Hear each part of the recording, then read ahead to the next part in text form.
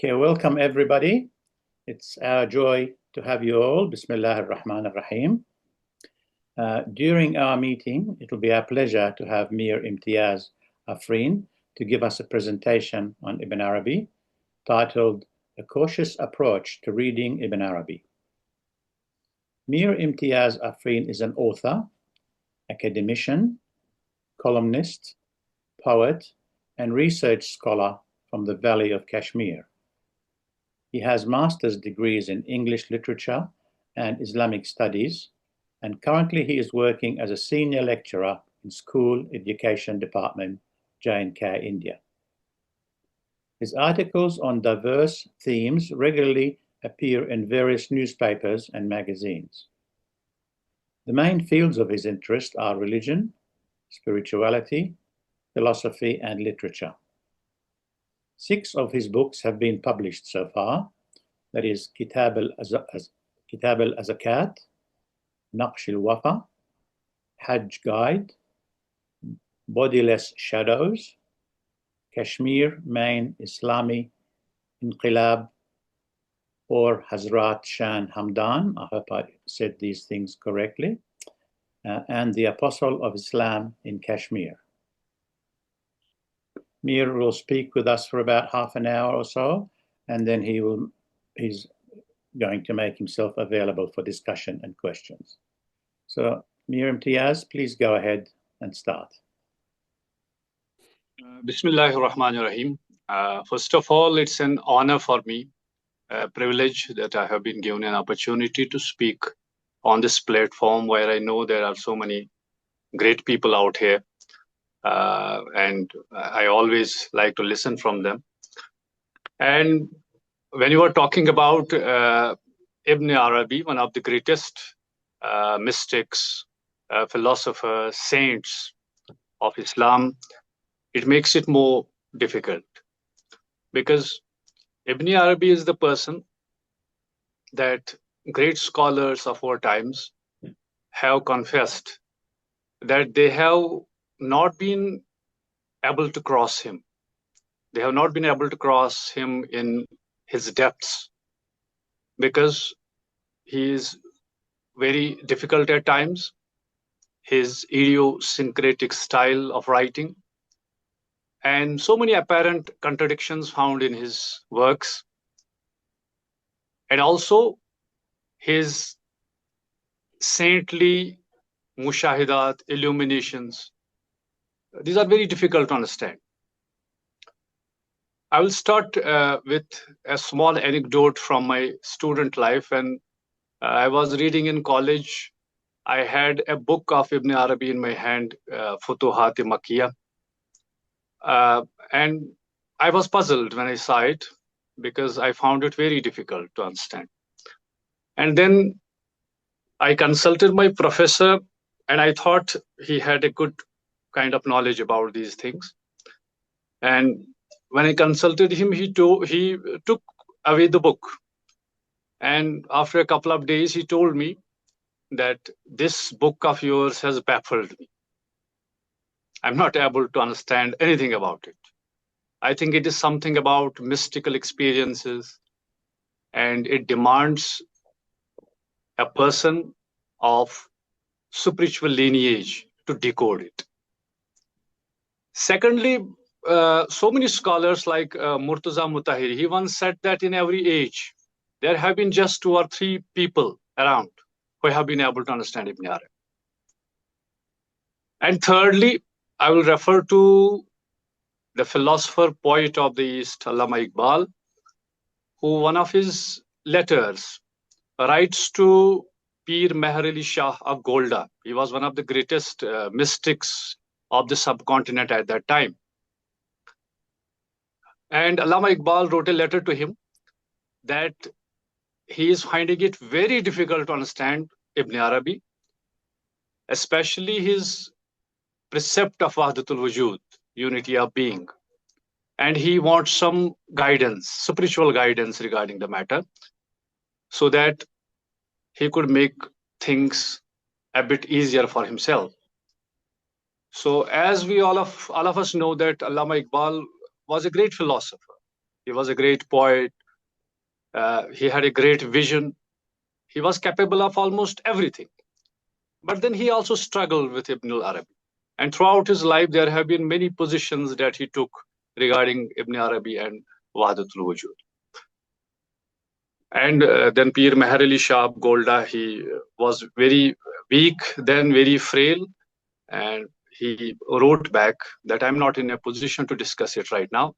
And he just explained that Ibn Arabi is something that you cannot understand with logical mind, but it is something you have to experience from your consciousness. So keeping these things in mind, I think it's always very difficult to talk about Ibn Arabi because it's not easy to understand. And another dimension of his personality is his controversial status in traditional Islam. There are so many differences among scholars regarding him.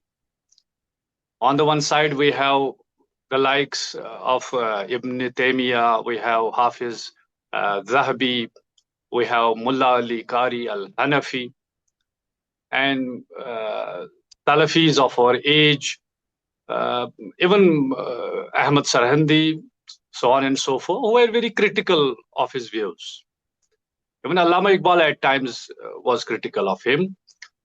But at the same time, there is a huge mainstream, a vast majority of people, including saints, including mystics, including even scholars of the reputation of Shaykh al-Islam, Izzuddin Abdul Salam. There is this Abdul Wahab Shahrani. There is Imam Sayyuti. There is Shah Waliullah. There is Allama Anwar Shah Kashmiri. Maulana Thanvi, Shah Ahmad Raza Khan, Fadil Barelvi, Rahimahumullah. And so they had full praise for him. So as we are talking about developing a cautious approach regarding Ibn al-Arabi today, so we have to try to understand why there were so many controversies about him. What are the positive things in Ibn Arabi which should always be coveted, which should always be talked about, which should always be explained? But at the same time, there are some fault lines as well. There are some limitations as well. There are some problems as well that have been discerned by different scholars of the time. So I shall start with a brief introduction. Ibn Arabi is one of the greatest mystics and philosophers of Muslim world, often regarded as Shaykhul Akbar, that is, the greatest Shaykh. He is among a few mystics who not only dive deep in the ocean of his individual spiritual experiences, that is mushahadat, divine manifestations, but also constructed a cosmos of his own. He dares to interpret the ultimate reality from his spiritual lens. He has written hundreds of books on myriad themes like tafsir, hadith, Sufism, philosophy, poetry, natural sciences, sociology, psychology, and whatnot. He is widely known for his magnum opus Futuhat-e Makkiyah, the Meccan Revelations, Fususul Hikam, the Bezels of Wisdom, Tarjumanul Ashwaq, the Interpreter of Desires, At-Tadbirat Ilahiyya, Mawaqi'un Nujum, Kitab-al-Asfar, etc. He has written profusely on different themes. However, he continuously keeps on changing his viewpoints, and often it's not so easy to unravel him. Ibn Arabi is also one of a few widely read and sought after Muslim mystic philosophers in our present times. In post-modern digital age, his ideas have gained popularity, and like Rumi, has become a household name in our intellectual discourse, especially in the West. How to engage with the people from other faiths, how to build a sustainable dialogue with other religious associations. Ibn Arabi's views on faith and its forms may be taken as a solution. In fact, some scholars, like the celebrated religious historian Karen Armstrong in an interview with Al Jazeera said, I quote here, she said, once I used to be a nun and I left my convent and I thought I had never wanted anything to do with religion ever again. But it was by encountering other traditions, I began to see what my Catholic tradition had been trying to do at its best. And I remember once coming across a quotation from Ibn Arabi, and I was absolutely struck by this. The quotation is, do not attach yourself to any particular creed exclusively, so that you may disbelieve all the rest. Otherwise, you will lose much good. Nay, you will fail to recognize the real truth of the matter. God, the omnipresent, the omnipotent, is not limited by any one creed. For he says, wheresoever ye turn, there is the face of Allah, as mentioned in the Quran. Everyone praises what he believes. His God is his own creature, and in praising it, he praises himself. Consequently, he blames the disbelief of others, which he would not do if he were just, but his dislike is based on ignorance.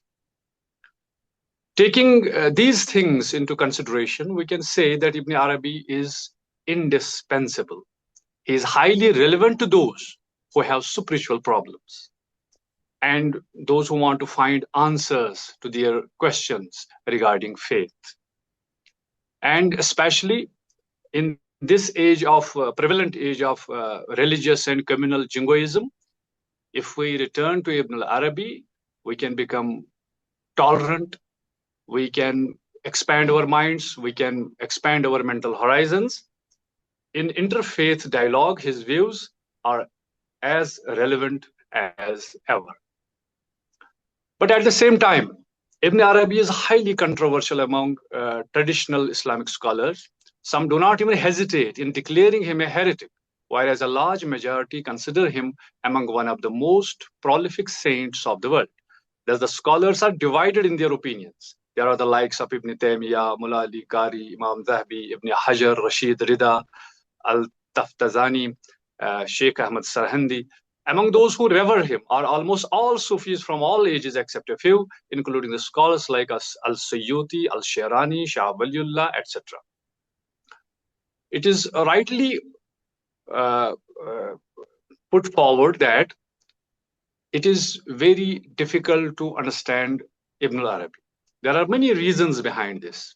One of the reasons is his idiosyncratic writing style, because he continuously keeps on changing his position. So it becomes very difficult to understand him. Secondly, he uses some terms. He uses his terminology, and his terms have a different meaning than the mainstream thinks they have a meaning. So he creates his own symbols, he creates his own terms, and then goes with them throughout the way, and then at times it becomes very confusing for the people. Like recently, there were so many doubts expressed regarding his views on Khatm al-Nubuwah, that is the finality of Prophet Muhammad sallallahu alaihi wasallam. It was said that Ibn Arabi had a different view. He has not a firm belief on Khatm al-Nubuwah, but that's not true. That's far from the truth, because for him, Nubuwah, this term, has a different meaning, and those people who are not well skilled in understanding the terminology or terminological cosmos of Ibn Arabi. So I think it's very difficult for them to understand him. So there have been different opinions regarding that. But if we can widen our lens a bit, it is said that in love, nobody can supersede Rumi. But as far as mushahidat are concerned, seeing the reality, observing the reality, illuminating oneself with divine reality, nobody can come close to Ibn Arabi. He was even called Imamul Mukashifin. That is the Imam, that is the leader of those who can see. Ibn Arabi has a very special position. If we compare him with Imam Ghazali was also a mystic. He was also a scholar, and his lens was also very wide. But there are differences as well. Imam Ghazali, he often quotes from the tradition. He takes verses from Quran, then he quotes from Hadith, then he looks forward for the quotes of Sahaba, and then he goes towards the mystical tradition. And as far as the mushahidat are concerned, those realities that you can see, that you can meditate upon. Once you go into the Sufi initiation, once you go into Sufi initiation, you see so many things, you observe so many things, and then you form opinions about things. But talking about Ibn Arabi, he shifted this thing altogether.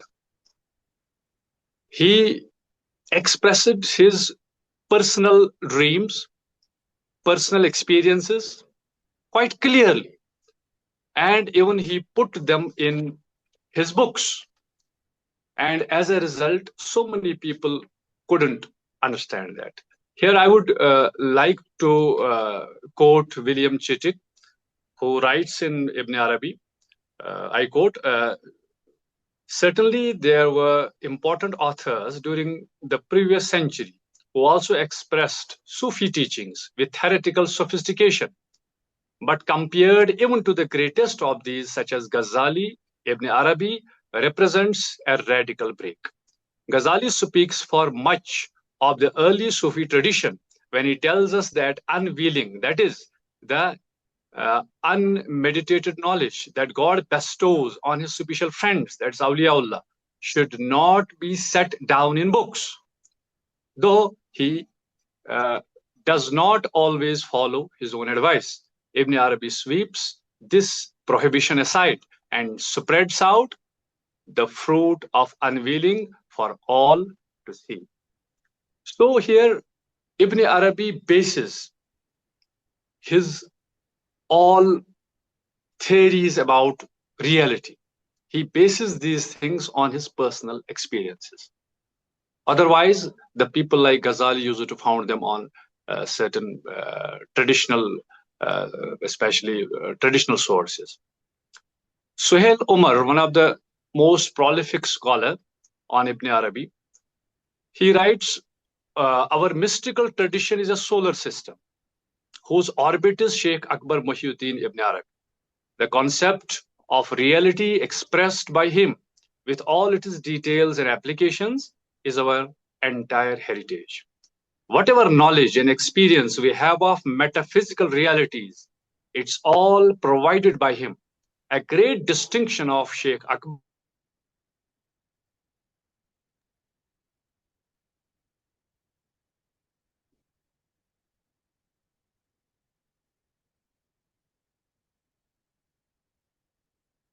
Can you hear us, Mir Imtiyaz?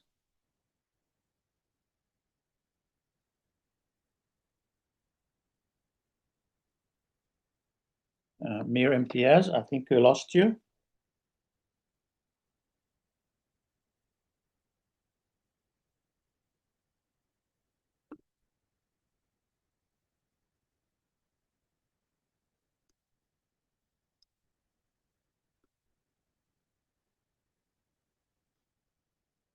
We'll just give him a few moments. Let's see, I think I might be able to call him just to confirm.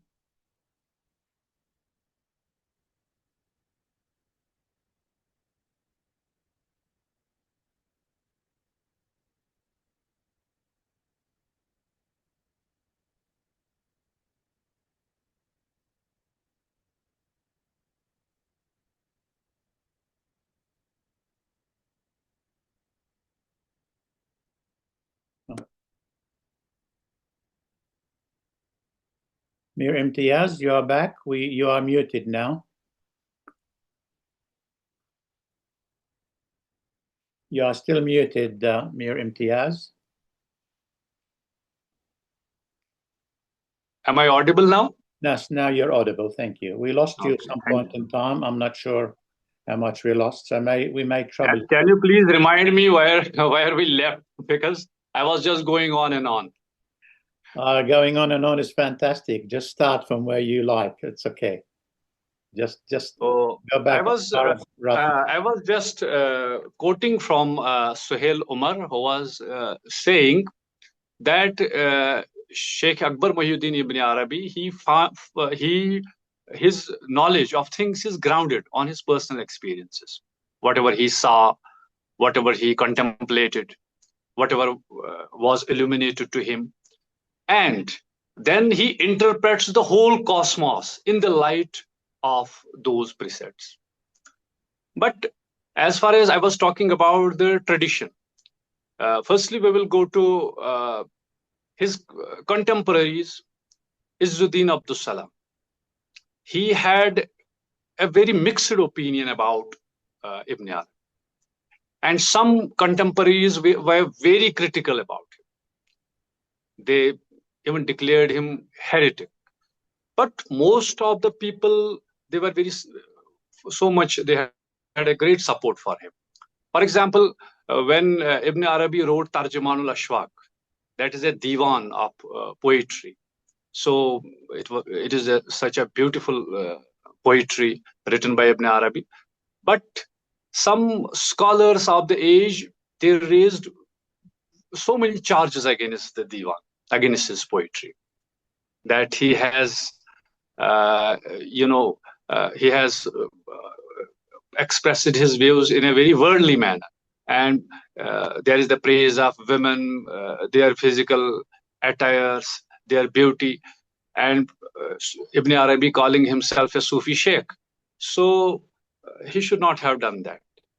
But Ibn Arabi, then he wrote a commentary on that divan, and his critics were then silenced. Later on, when we see there are so many fierce critics of Ibn Arabi, one of them is Ibn Taymiyyah. As all of us know, Ibn Taymiyyah and his other followers, including our Salafis and Neo-Salafis, they have a particular opinion about Bidah, about Kufr, about Shirk. And obviously, when they saw something and they took some writings, they took some quotations from his works, and then they declared them to be not in consonance with Islamic creed. There is Mullah Ali Qari. Though he belongs to Hanafi school of thought, a great scholar, but he also criticized Ibn Arabi at many places, including his concept of Wahdatul Wujud, his concept of Firaun, his concept of heaven and hell. So he has raised so many questions against his stance. And lately we see there is Sheikh Ahmad Sarhandi. He also even produced a different version of unity, Wahdatul Shuhud, in response to Wahdatul Wujud, because it was very much misused by many pseudo-Sufis of his time. But on the other hand, we have, I would like to mention here two persons in particular. One is Sharani and another one is Sayuti. Coming towards the conclusion, I think if we declare Ibn Arabi someone beyond criticism, then we are not on the right track, because there are some places are there which to traditional Islamic scholars, there are so many problems. And apparently it looks that they are not in consonance with the tenets of Quran and Sunnah, etc. On the other hand, there is a group of people who declare him as kafir, as heretic, and they don't have a soft corner for him. So I think some people are saying that Ibn Arabi, we should throw him away because he is misleading people, and people are getting misled and they are losing their traditional roots. They are going here and there, and they don't have a set of Aqidah rules. So these opinions are always expressed. But coming to Shahrani, Shahrani was a great admirer of Ibn Arabi on the one hand. He saw him in reverence, he put him in reverence, but at the same time, he mentions Yaqut wal Jawahir is his book, in which he expresses that actually there have been many interpolations done in his works. There have been many distortions done in his works. And then he cites an example. He says that when I read Ibn Arabi, especially Fatuyat-i Makkiyah, its first some chapters, so these are completely according to Ash'ari creed. These are completely according to traditional Ash'ari creed, which most of the Shafi jurisprudential school follows. So he says that there is no problem at all. But at places we find some statements which seem to be contradictory. Then he gives this theory that probably there have been some interpolations and distortions done in his works at places. That's why there are some contradictions into them. This opinion is also expressed by Reynold A. Nicholson. He also expresses the same way that there might be some interpolations in his some of the works, and at many places he has expressed them. And in Yaqut wal Jawahir, he says that Sheikh Akbar Muhyiddin Ibn Arabi was the strict follower of the holy book and the Sunnah of Prophet Muhammad sallallahu alaihi wasallam, and he would always hold the balance of Sharia in his hand, and he used to say that the one who throws it away, he will be destroyed.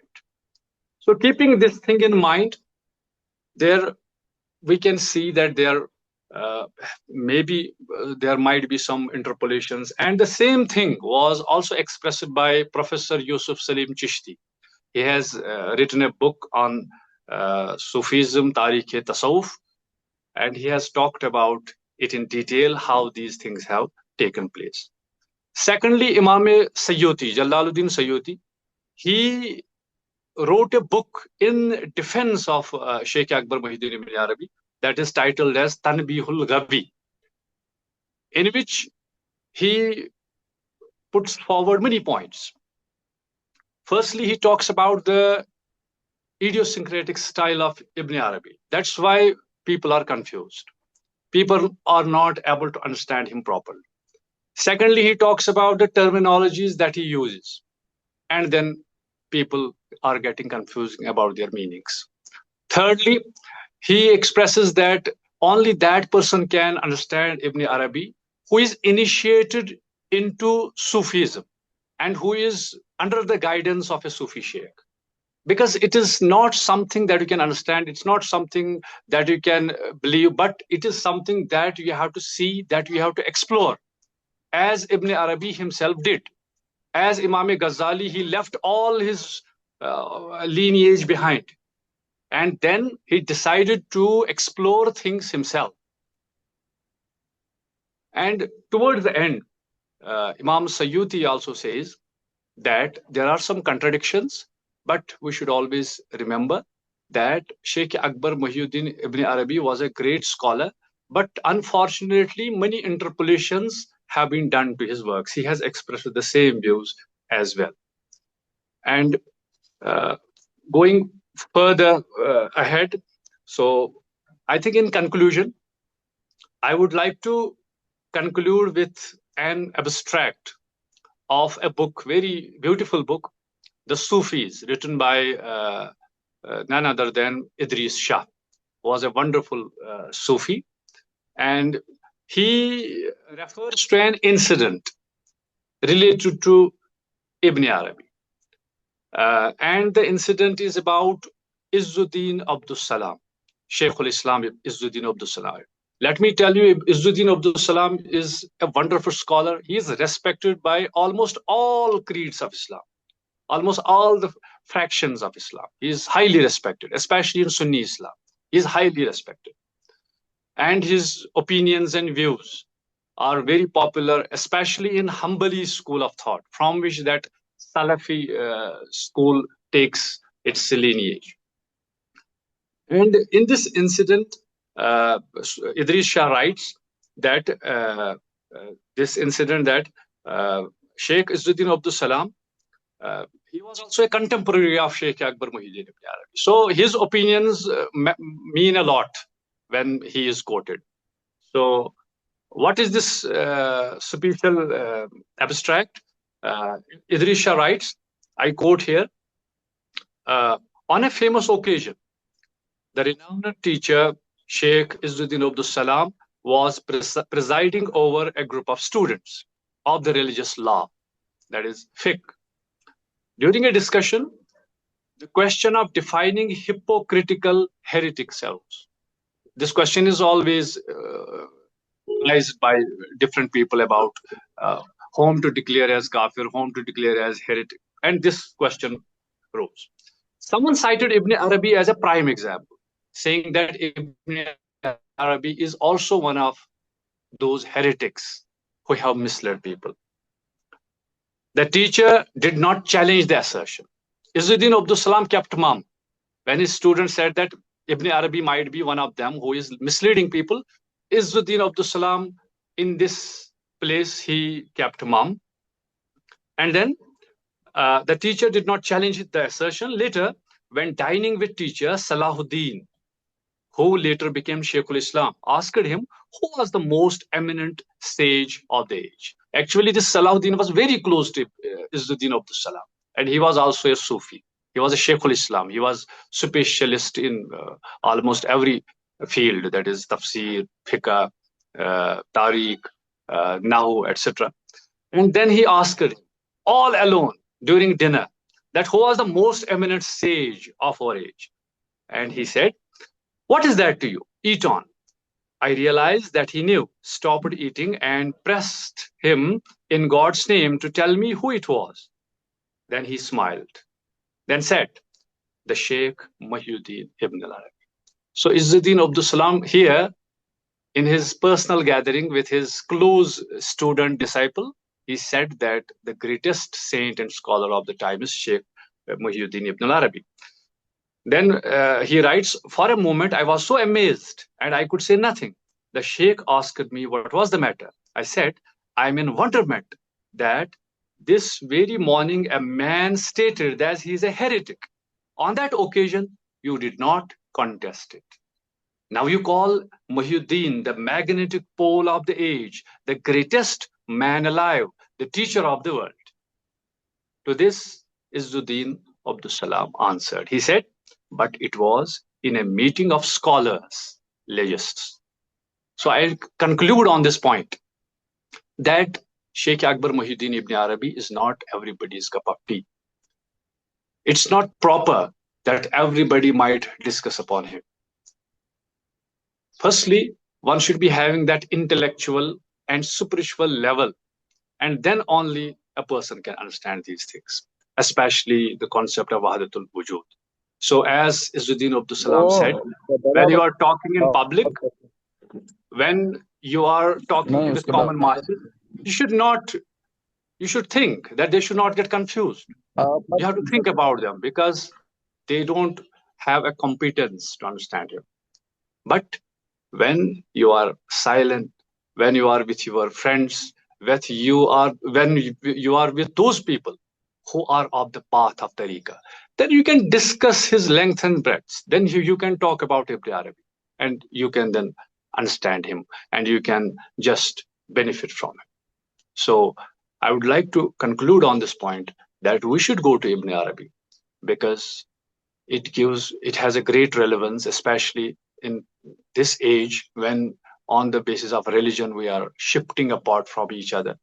Ibn Arabi can be a point of a great interfaith dialogue.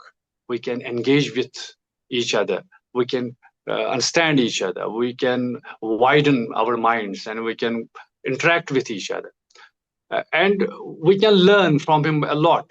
But at the same time, we have to be conscious about the pitfalls, about the snares, because maybe we may misunderstand. If we are reading Ibn Arabi, we should read them in the guidance of a learned person. Either he should be intellectually competent or he should be spiritually initiated. Then we can benefit from Ibn Arabi and we can protect ourselves from different kinds of confusions. So I think at that, I would like to conclude it. Thank you. Thank you so much. That was a beautiful presentation. You covered many beautiful areas of importance, which will give us a lot of food for thought, for discussion. I think it's going to be an enjoyable discussion, or I hope it will be anyway. Thank you so much. The way you speak, it's also very very encouraging, and you transmit something to us, which is lovely. Thank you, sir. Thank you. So I would like to invite everyone who would like to ask any questions or start any discussion with Mir Imtiyaz to please feel free to go ahead and just start speaking. If I see too many at once, I will pick one of you. You don't have to wait until you're invited. Please just go ahead. If you have any comments you like to say or discussions or questions, please feel free to go ahead.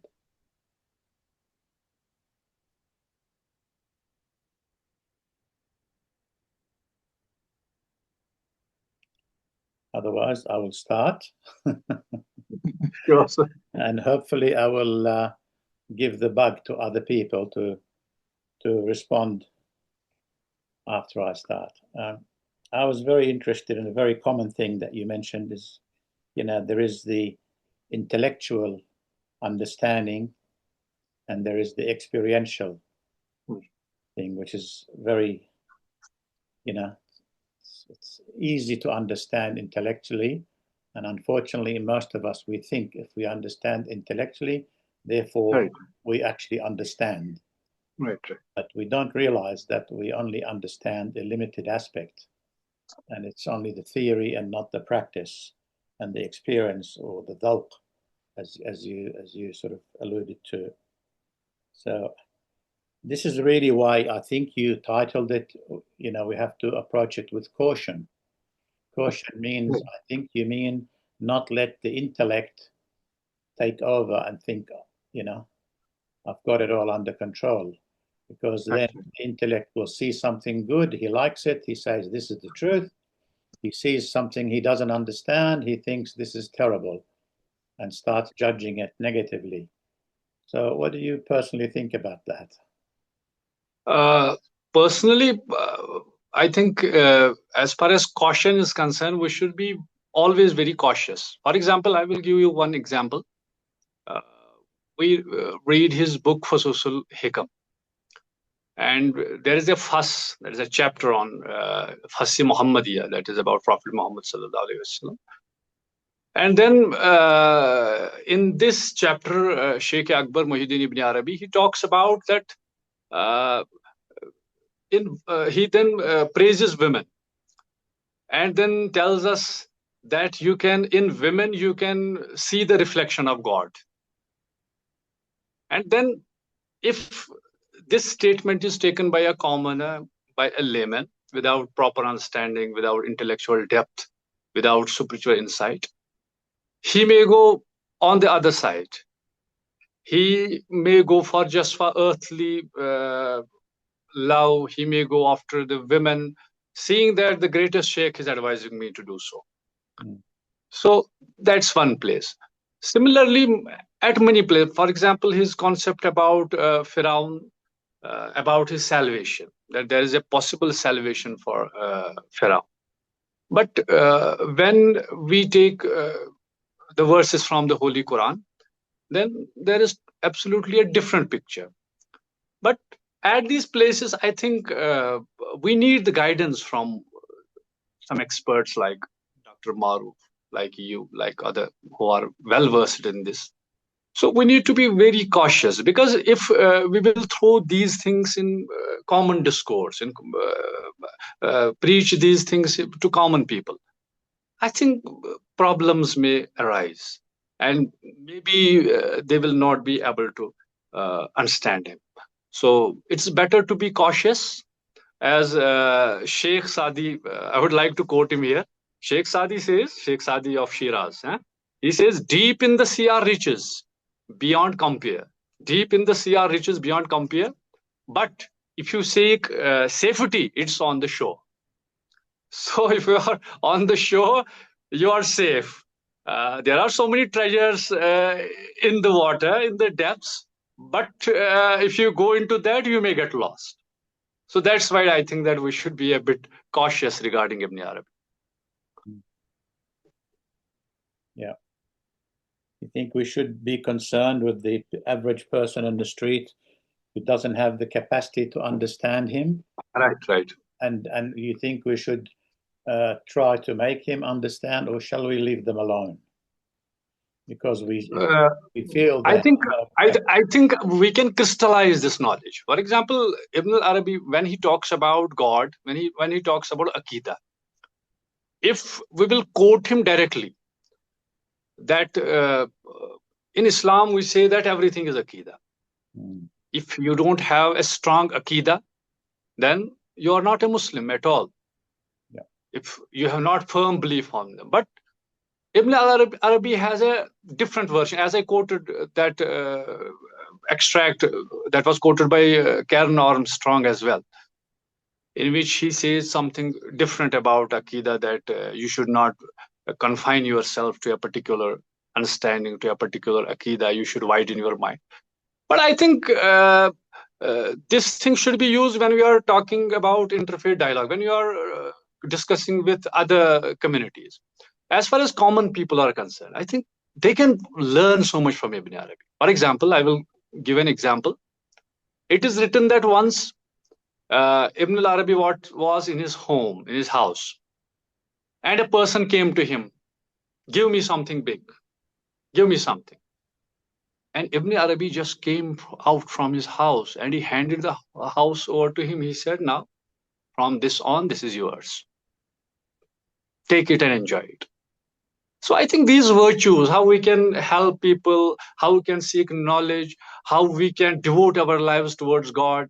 And another thing is we can tell people that we should not become literalists, textualists. You know, there are even so many things are beyond texts as well. So we should not be rigid. We should not be bookworms.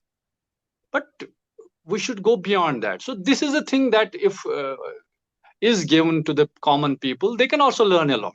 But as far as the texts are concerned, as far as his statements are concerned that are contradicting the basic Islamic tenets, then there we can say that here we do not either we not agree with Ibn Arabi or we are not able to understand. Only he knows, because he was the man of mushahida. He was the person who used to see. Only he knows the context of this statement. So I think common people, because if we read his biography, there are so many aspects. Not only his philosophy. He was not just a philosopher. He was a living saint.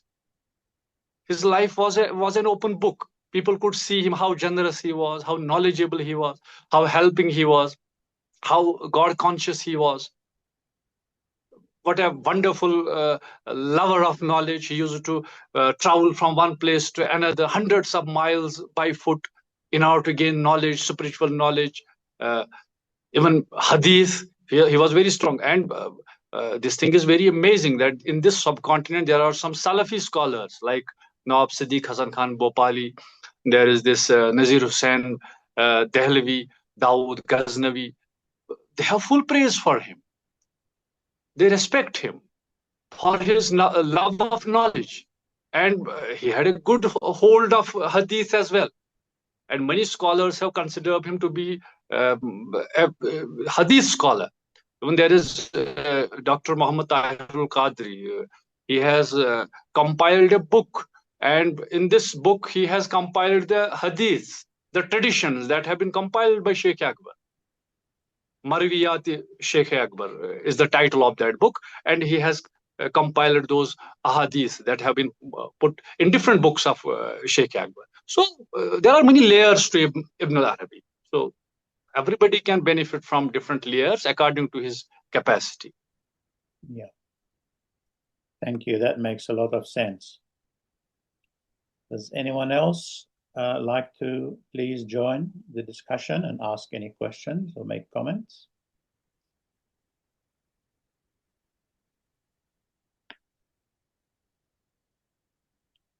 This is my lucky day. I'm going to have you all to myself. I was. Assalamu alaikum warahmatullah. Sorry, go ahead. Sorry. Salam. You know, here in this platform, we have so many learned people over here. But, you know, I would like to put some observations over here in front of you all learned people over here. And I would like to basically get some answers or maybe some feedback or maybe some, you know, a way out so that we can basically solve these issues in context of what Ibn Arabi Rahmatullah is saying and what we are having presently in our, you know, current world, the world which we are living with, which we are facing. In this, you know, in this polarized world, we have a very, very deeply polarized world right now, and you know, everybody is basically claiming that their community, their sect, their religion is superior to one another. So now here there's a very, you know, very critical challenge before us, that how we can balance all this. You know, if we will start, if we will try to basically, you know, convince all in a one go, it will be very, very difficult. What I have observed that, okay, generally, when you are basically addressing a general gathering, that time we can you know, somehow make general references to Ibn Arabi Rahmatullah. But when basically you are talking to a specific group, you basically cannot basically intermingle, because you know what will happen. This I have observed, and I would like to point out one very important point in this case, that you know, we have to address the situation in such a way that, suppose there are large population of world which basically who are the readers of Bible, for example, or maybe Quran, Holy Quran, or maybe Bhagavad Gita. So let's take it that way. We will see that what is the majority of people who are basically doing this exercise. So if we are saying, okay, this much percentage is more, so we can basically align our, you know, actions and studies and research in that group. Let's try to basically, because they are already up to something, let's basically try to you know, just a minute, you know, my gadgets are giving some signals. Just a minute, hold on. So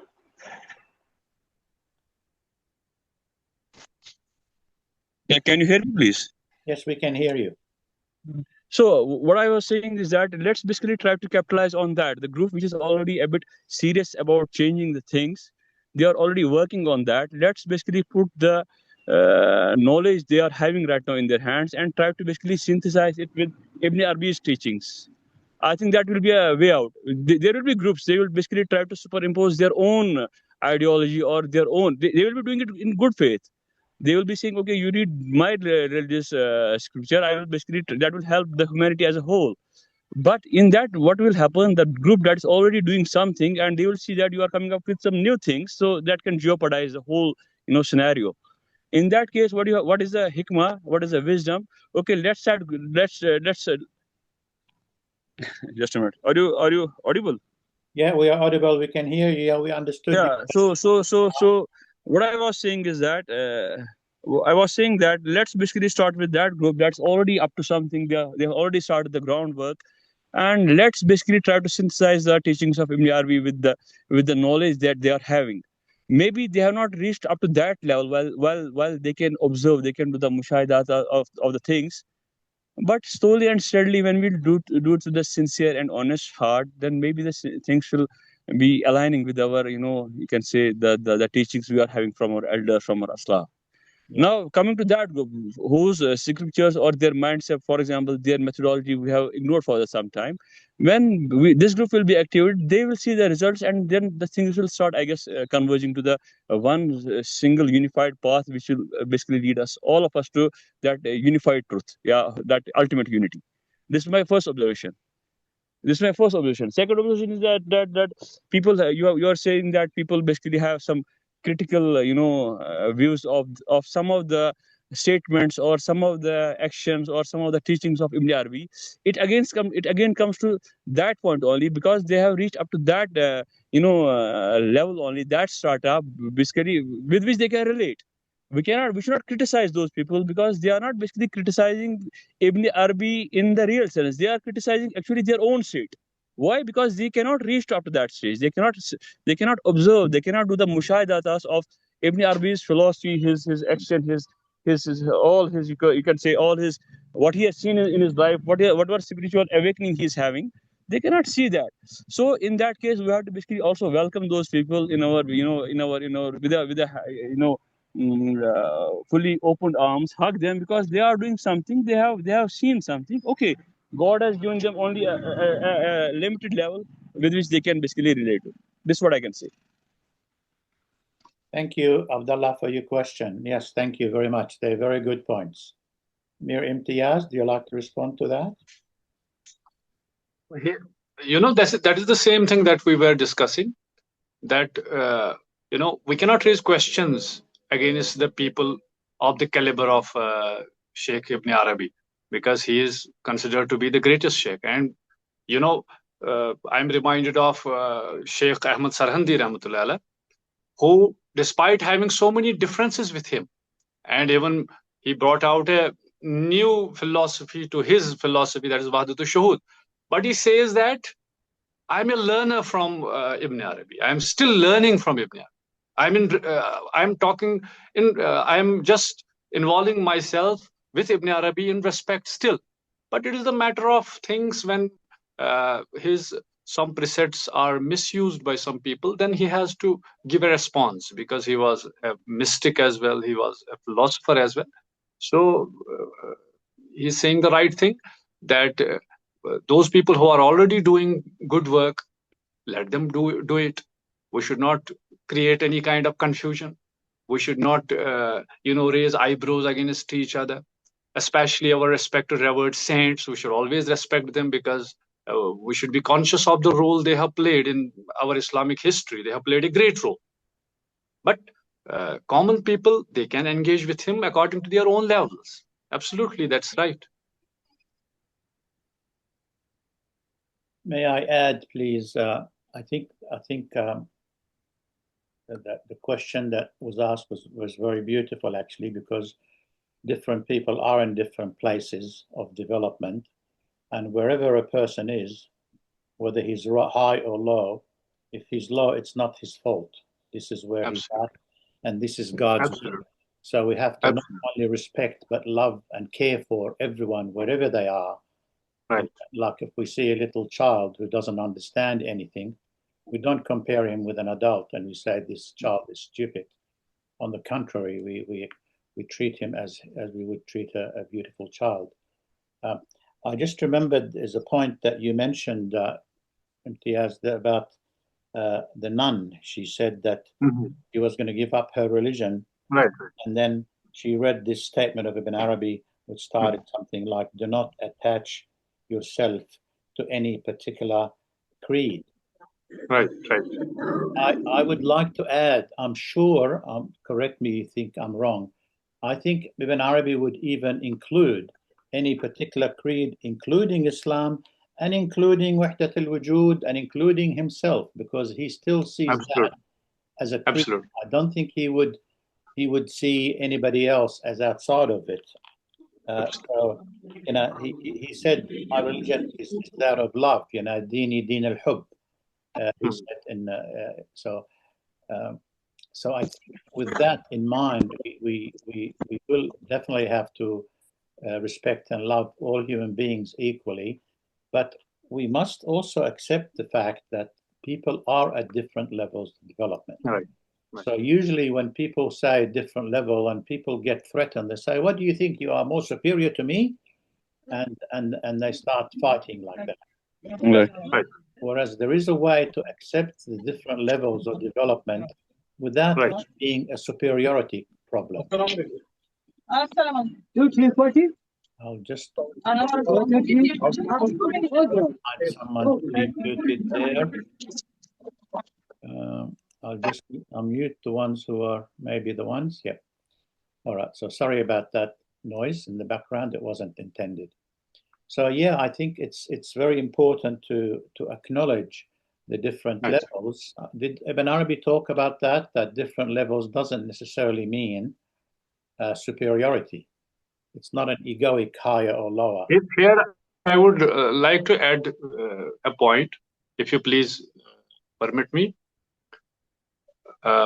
Yes, please. Actually, I have seen many people. For example, they were very often inquisitive kind of a mind, and then they raised questions even against their own faith. They came to the brink of becoming atheists. But then suddenly they read Ibn Arabi or someone like that, like Rumi, like Ibn Arabi, even Ghazali. And then they realized and they were connected to the faith. So Ibn Arabi, he is doing a great work by appealing the great minds. All of us know Karen Armstrong, one of the great writers of our times. For her level, I think Ibn Arabi is the right person who can address. But at the lower level, who are on the early developmental stage, I think we need our own, what we can digest. We need that one.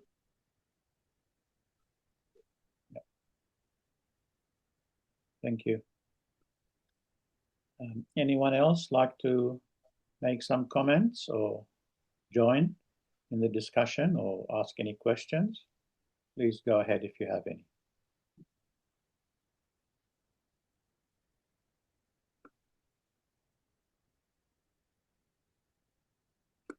I wanted to also interested in the point which you mentioned that one of the aspects of Ibn Arabi that was criticized is that he keeps changing his point of view.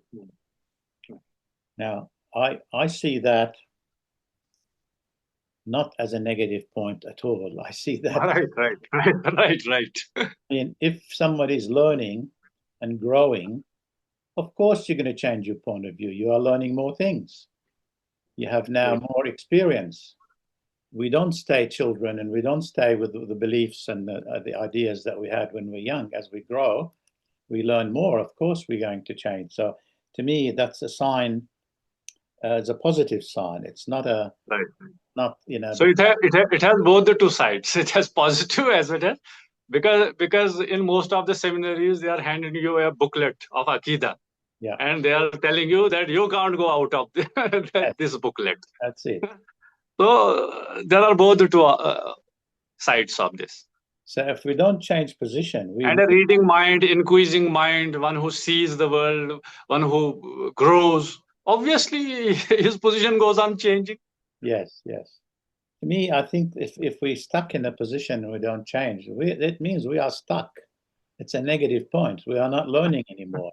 We're not open-minded. We're not, like you were saying before, instead of staying on the shore, we're not throwing ourselves in the deep water where we can learn something new, So, yeah, life is always changing. So if we really want to be with it, we need to change with it and not be stuck in any particular position.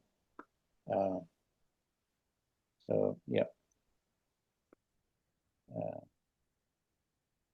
So another point I think maybe related to this is this idea of paradoxes. You were saying paradox. Again, people see a paradox as if it's bad. How can this be true? And the opposite is also true. That's contradictory. It's not true. It can't be correct. There's something wrong with the person saying it.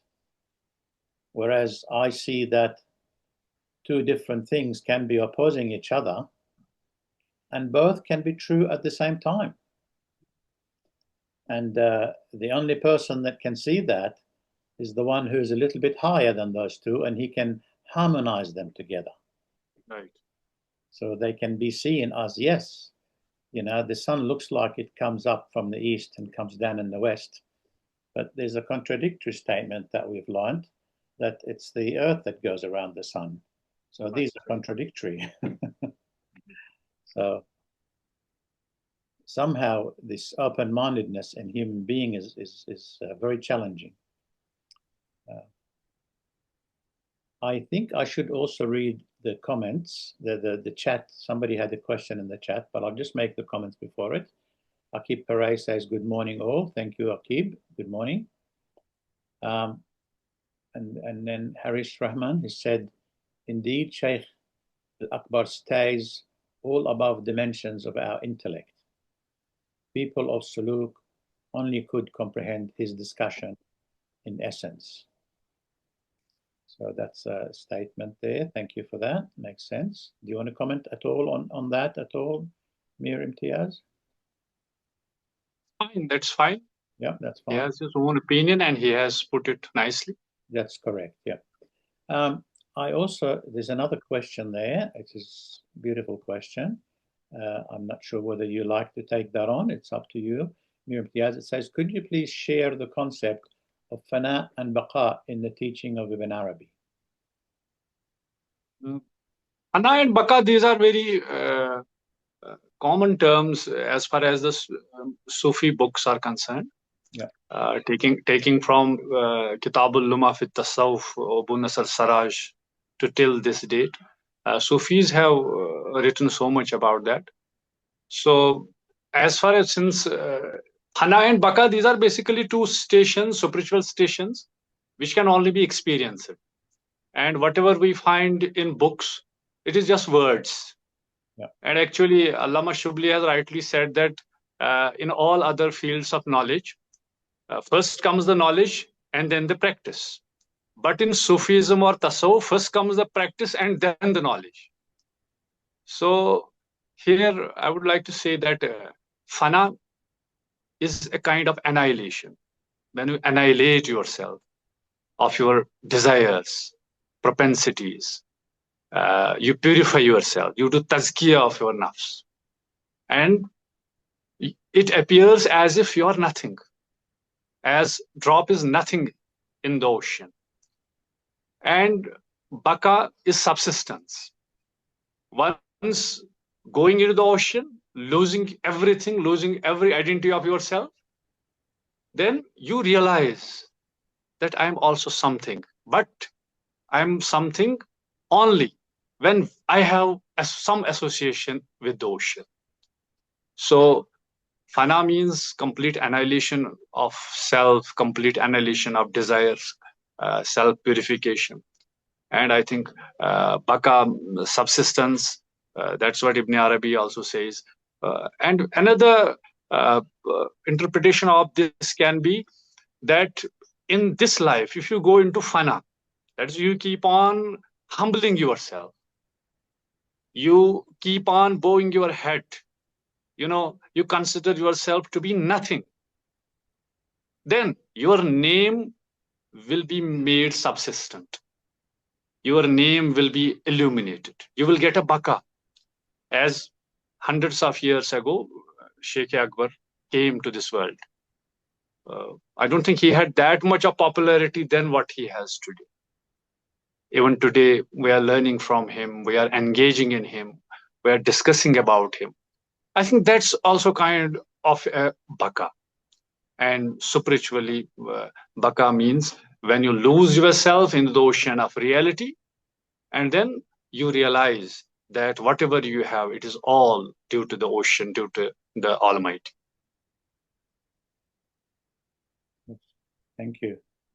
Some people may say something like, if the wave decides to lose itself, it realizes it has always been the ocean anyway.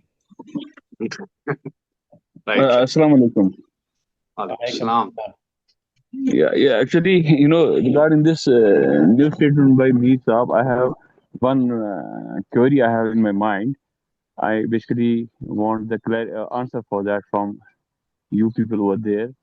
Firstly, I want to know that, is it possible that, we are human beings and we are at the same time social animals, we are biological beings, we are, mathematicians, we are scientists, we are so many things in one, you can say, one being.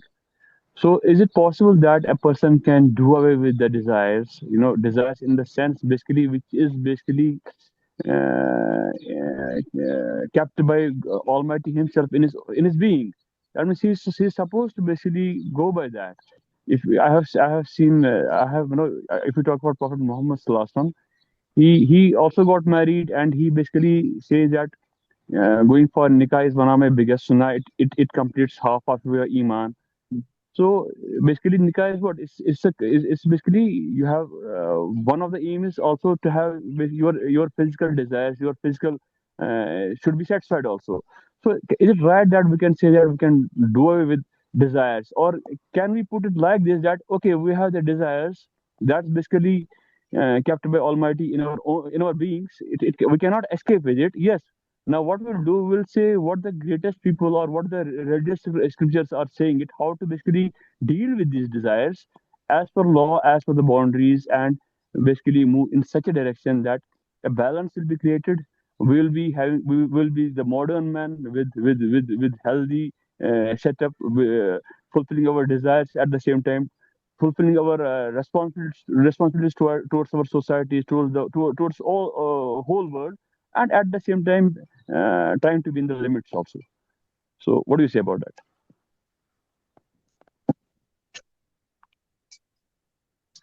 that?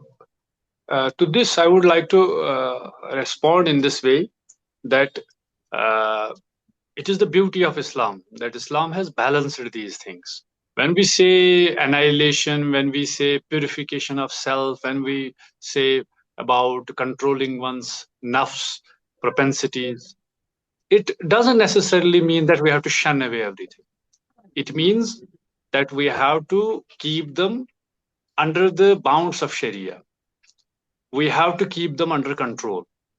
We have, as Rumi puts it somewhere, that be in this world, but not be of it. You have to be in this world. You have to live with people. You have your relationships. You have your social interaction. Go with them, no problem at all. But it should not, as Quran says, your awlad, your azwaj, they should not become a fitna for you. Fitna means a test. They should not become a test for you. You should not just live for them. You know, they are. This is a real. You have to be sociable. You are commanded to be good with them, because it's mentioned in the hadith that those among you are the best who are good to their family. So we have to take care of them. But at the same time, we have not to become slaves of these things. We have to keep our desires under control. And obviously, if we transgress, that's not the right thing. Wallahu la remind you afterward. So it means that we have not to transgress. We have to be wallahu la yuhibbul mu'tadin. God doesn't allow those who transgress. So we have not to transgress. We have to be within limits. And as far as the Sufis are concerned, it seems sometimes that they are leaving everything behind. No, that's not a fact. For example, if we see the saint of the friends of God, Sheikh Abdul Qadir Jilani, Rahmatullahi Alayhi, he had many wives. He had dozens of children, and he, gave them proper education, and they became the awliya of their times. So we have to go with these things, but first right which we have, and that belongs to our Lord, we have not to sell off our soul, because firstly priority should be to our deen, priority should be to our Lord. I would like to say something over here. Shah Waliullah says that there are two approaches in this context. One approach is of those who have got very high aims. He calls them muta'alliqeen or mustashriqeen, who want direct this thing, mushahida, etc. They deny the demands of the self. They deny the self. But for the majority of the people, it is necessary that the self should be subjected to higher authority. And of course, ultimately, the higher authority is the Sharia. That is the highest authority. But the intellect, metaphysically speaking, the intellect is the higher authority. So according to him, there are two approaches. And it depends for the very select few who aim at direct unveiling in this life itself, they deny the self. But for the great majority, spiritual development and spiritual realization requires that the desires should be subjected to a higher authority.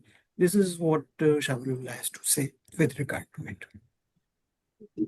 Thank you, Good. Dr. Yusuf Amin. Thank you. Mir Imtiyaz, did you want to say something? No, I just want to say this thing that these great scholars of Islam, these great saints of Islam, obviously they are, as I am reminded of Allama Anwar Shah Kashmiri. He writes in his commentary of Sahih Bukhari, he once writes that kullu fannin rijalin, in each field there are different experts. If we have spiritual problems, if we are going spiritually down, if I want to conquer my anger, if I want to conquer my lust, if I want to conquer my desires, then obviously I need to visit a Sufi sheikh. If I have some problem in Salah, Namaz, if I have some problem for that, I can go to a jurist. So similarly, there are different levels of understanding. We should benefit from all of them. And it is, as you told some time ago, that we have to make it a harmony of everything. And we have to be an organic whole. We have a spiritual dimension. We have an intellectual dimension. We have other dimensions. Social dimensions are there. Economic dimensions are there. So we have to harmonize them, and we have to learn from these great saints of Islam. Thank you. In my, if you don't mind me sharing my personal experience and what I've read and understand about desire, there really are two types of desires, if we like to put them this way. The desire for limited things in this world, like a car, a house, a wife, etc. These things. These are beautiful and you get a temporary satisfaction, but it's not fulfilling. It's not everlasting. It just lasts for a certain period of time, and then it's no longer satisfactory.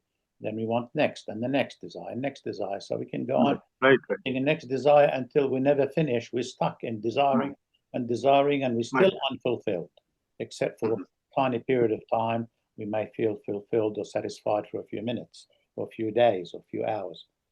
But the desire for God, or the understanding of the experience of the unity of being, is a fulfilling desire. Right.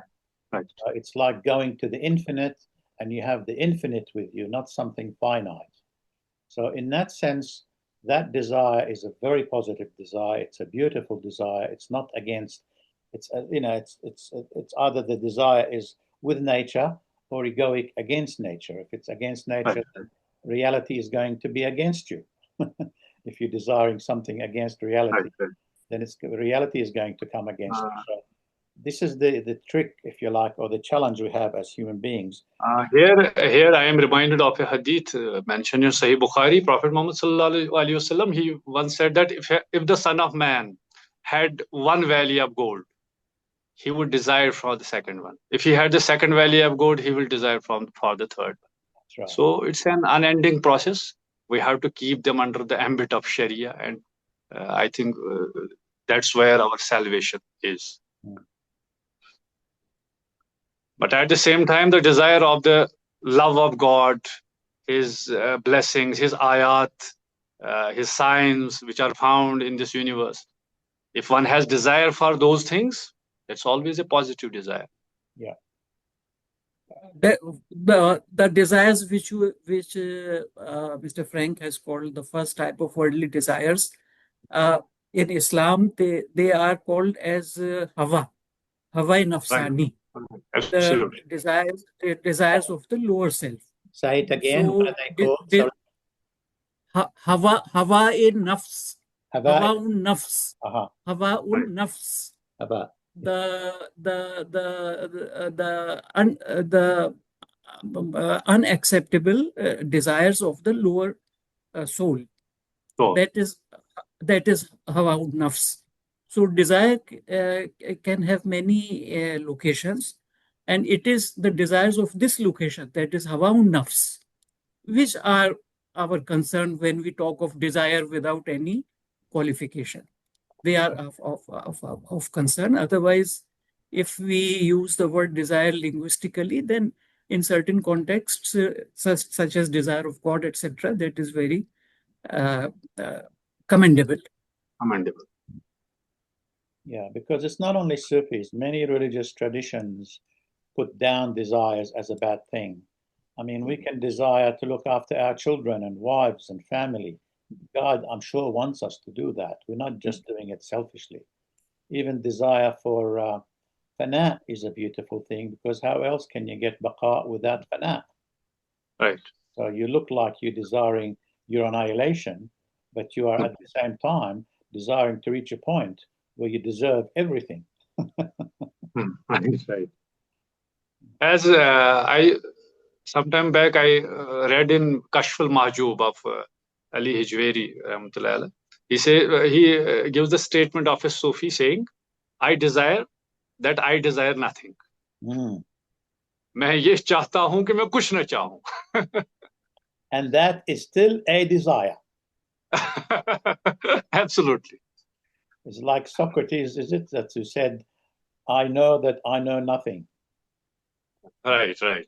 So people Absolutely. think he doesn't know anything. He's not saying that. He says, Right. I know that I know nothing. So Nothing. he's giving more emphasis on knowledge. But the nothing he's referring to is not the nothing that the average person thinks. It's Right, right. it's a nothing like fana.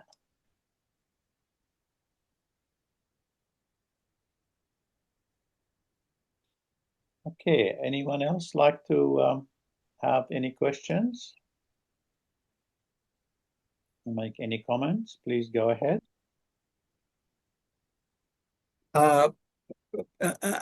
In order to be successful, I want to jump in before others. Very good. That's what we want. Thank you very much. A few minutes.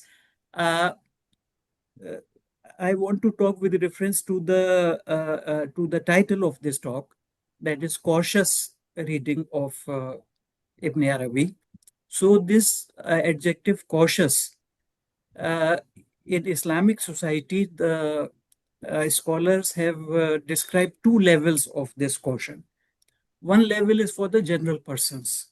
So for the general persons, that caution is enough that Ibn Arabi, or for that matter any other person, whether he has been accepted by other venerable authorities down the ages, that should be sufficient for the ordinary person. And then he or she does not need to go into arguments for justifying, first of all, defining what is the correct position of Ibn Arabi, and then justifying it. And they should also not go into details. They should just venerate Ibn Arabi.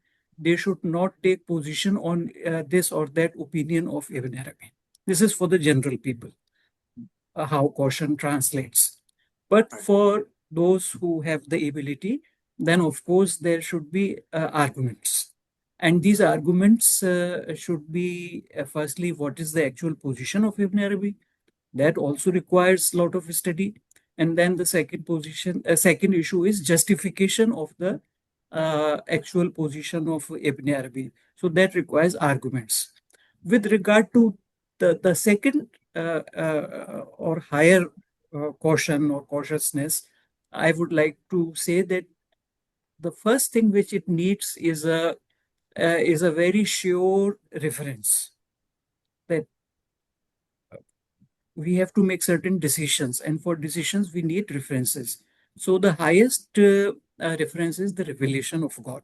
That is the highest reference, and it is immediately followed by metaphysics. These are the highest reference. So it is very important for one to be well versed in revelation, and then well versed in metaphysics also. It is my personal experience that if we have a good, simple, propositional, commonsensical understanding of traditional philosophy, particularly metaphysics, such as Darajat-e-Wujud, the levels of existence, or the Tanazzulat-e-Sittat, the six descents, if we have even a commonsensical knowledge of such things, then it becomes quite easy to understand in a very satisfied manner the opinions of Ibn Arabi and their justification. What is the opinion as well as the justification? It is quite apparent if one has proper grounding in even commonsensical readings of traditional philosophy and metaphysics, and of course, the Islamic sciences, that is the tafsir, hadith, fiqh, and Islamic history, sirat. So this is for arguments to be cautious at the level of arguments, and then not in an ijmali manner, but in a tafsili manner. For that, we need a strong grounding both in revelation as well as metaphysics. And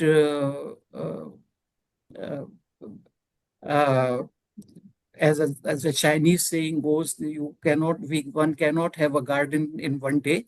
So that requires a long period of time. At least one's entire youth should be devoted, or if one has woken up late, then another few years should be devoted to the study of revelation on the one side, and traditional philosophy and traditional metaphysics on the other side.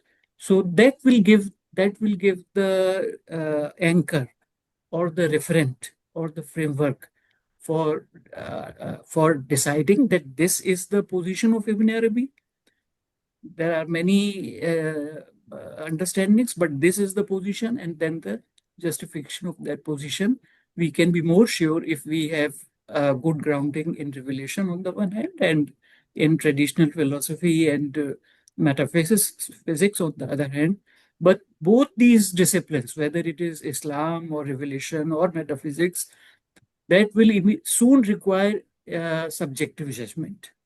So as soon as we say subjective judgment, as soon as we say intuition, we have to add one relationship, and that is of a healthy heart. It is not the subjective judgment of every person which is dependable. Rather, it is the subjective judgment of a healthy heart, which is required. So I am reminded of one letter of Hazrat Mujaddid Al-Fisani, Sheikh Ahmad Sarhandi, where he says that three things are very important. The first thing is Aql Kamil, that is the intellect, the perfect intellect. One should have a perfect intellect. The second thing is a healthy heart. And the third thing is true faith. So what I just said, it relates to each of these things. So for the general people, it is sufficient to inquire whether the other venerable authorities down the ages, what is their opinion about X, Y, or Z? But at a tafsili level, at the level of arguments and details, then one requires a few things. That is the grounding in revelation and metaphysics, then a healthy heart, which has got its own requirements. I don't want to go into those details. A healthy heart, and then Aql Kamil, that is a perfect intellect. Thank you very much. Thank you, Professor Yusuf Amin. Thank you. Thank you for your contribution. Well, we're getting close to the time that we probably will finish, an hour and a half. But I want to allow, if anybody wants one final question, please, if you have anything you want to say and you don't want to miss out, please go ahead and ask your question or make a comment. Yeah, I just wanted to say my heartiest thanks to all of you. Though, sorry I couldn't attend from the beginning, but I did enjoy the listening. So it's a very beautiful discussions, and really appreciate the contribution. Dr. Yusuf Amin, and also Mir Imtiyaz. All this very fruitful discussion. So really appreciate all the good contribution. Yes. Thank you, Nur Alam. I think it is needed for our subcontinent. especially there are still debates going on that Ibn Arabi had some faults in his philosophy, and that's what some people need to correct it. So that's the sometimes they say that they project Mujahid al-Fisani as a reformer because he reformed Ibn Arabi. Not only the Islamic Aqidah system, he fixed Ibn Arabi because Ibn Arabi had flawed, and that's how some of the scholars in our subcontinent projected Mujahid al-Fisani in his reformist agenda, though that's not what Shah Dahlavi said. So that he brought harmony. He brought harmony in wujud and shuhud. So that part not many understood. So of course shuhud is another level of understanding. Wujud, um, that's the part Mujahid al-Fisani added, but other people projected it differently and colored it differently. And so yeah, so this kind of discussion will help our community, especially the scholastic community, the people who try to understand Islam. Sometimes they're too much theological, not metaphysical knowledge at all. So that's where they get stuck. And also the colonial framing, because what happened is this SAQ Husseini, he wrote a book about Ibn Arabi, a pantheistic Ibn Arabi. But Ibn Arabi was never pantheistic. So he's misinterpreted some of the translation done by Afifi and also Palacio. So because they started, Palacio is from Spain, and at that time Orientalists were mostly colonial mindset. So they wanted to create a friction between Sufism and real Islam, and that's why they framed Ibn Arabi that way.